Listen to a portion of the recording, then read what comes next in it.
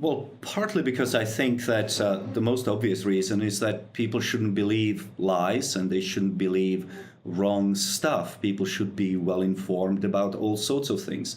They should be aware of risks and benefits of individual actions, of what different politicians are offering. In other words, people should seek facts regardless of the negativity biases which we have in our brains. So, as you well know, being a psychologist, a lot of research has been done on these negativity biases. Why do people prefer to believe the bad news? And one of the reasons is that the bad is stronger than good. It has more emotional impact. It's more memorable as well. Precisely. The way I like to think about it is that when I have my annual review with my boss, he can spend 90% of the time telling me about the things that I've done right, which is always appreciated, and then also mention some of the things that I have done wrong, and there are always many.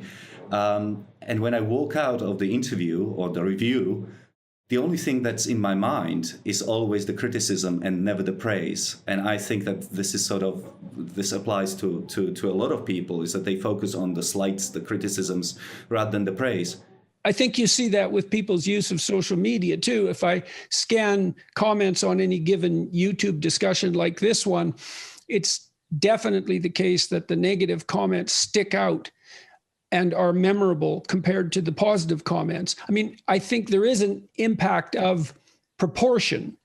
So if I see that the vast majority are positive and a small minority are negative, I can discount the negative to some degree, but it still has a disproportionate impact. I've thought often that's because you can be in extreme pain and dead, which is pretty damn final. And so negative news carries this walloping potential impact given our susceptibility to threat, but you can only be so happy.